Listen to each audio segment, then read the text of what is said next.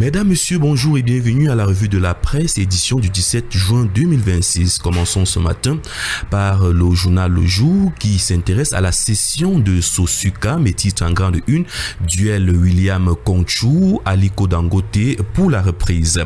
Le groupe français Somdia va céder ses 82% au capital de la société sucrière du Cameroun. Le financier camerounais William Conchou et le milliardaire nigérien Aliko Dangote en pôle pour reprendre l'entreprise. Les détails sont à retrouver à la page 6. Parlons de cette affaire de la chefferie supérieure Baloum. L'info à chaud, titre en grande une, chef supérieur Baloum Wanted. Les détails sont à retrouver à la page 8. Toujours concernant cette affaire, le quotidien Mutation s'y intéresse également et titre Barbarie de Baloum Wanted. En fuite, le chef supérieur de ce groupement situé dans le département de la Ménois, Sa Majesté Charlie Constant Nusipoka, mais ses acolytes sont recherchés par la gendarmerie suite au meurtre spectaculaire de 2 personnes en date du 5 juin 2026. Nouvelle révélation sur un double crime qui défraie la chronique. Les détails sont à retrouver à la page 5.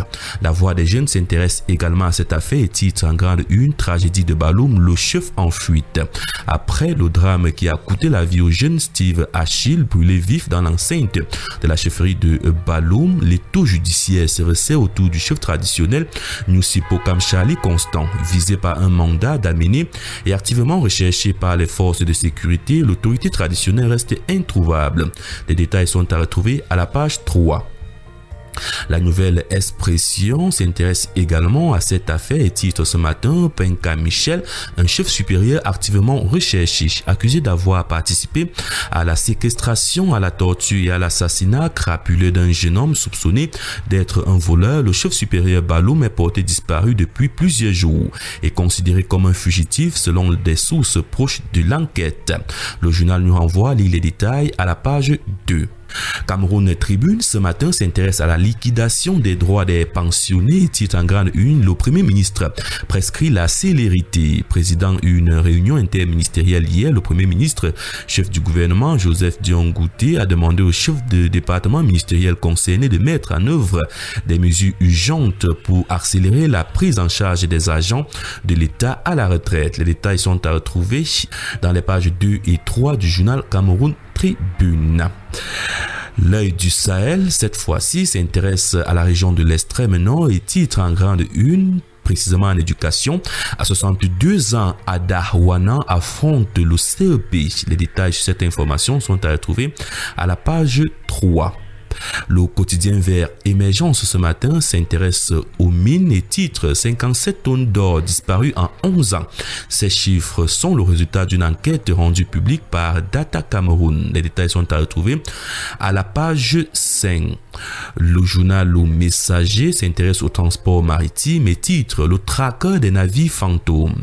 Informé de l'arraisonnement par les autorités maritimes européennes de 2 pétroliers de la flotte fantôme russe naviguant sous de faux pavillons camerounais, GNS Ngala Hubert active le mode sanction. 39 navires frappés par cette mesure visant à préserver l'intégrité du registre maritime national. Les détails sont à retrouver à la page 3. Conjoncture économique s'intéresse ce matin à Afriland First Bank et titre en grande une, le règne en grand maître incontesté à Promote 2026.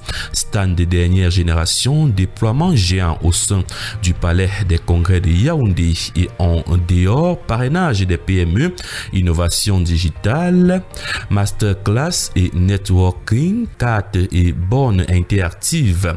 Le dispositif mis en place illustre parfaitement la volonté de la First Bank de tutoyer les sommets en renforçant son appui historique au tissu économique local et sous-régional. Le partenaire majeur de la 10e édition du Salon Promote déploie depuis le 12 juin 2026 un important dispositif logistique, commercial et institutionnel. Les détails sont à retrouver dans les pages 6 et 7 du journal Conjoncture économique.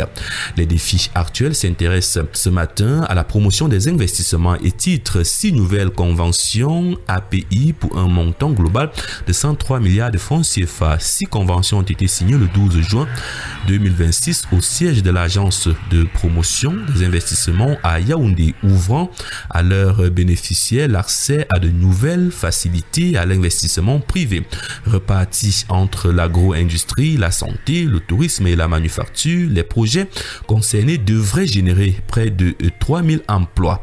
Les détails sont à retrouver à la page 3. Le quotidien d'information républicaine Le Drapeau ce matin s'intéresse à Awe et ses soies. Le grand compte à rebours est lancé.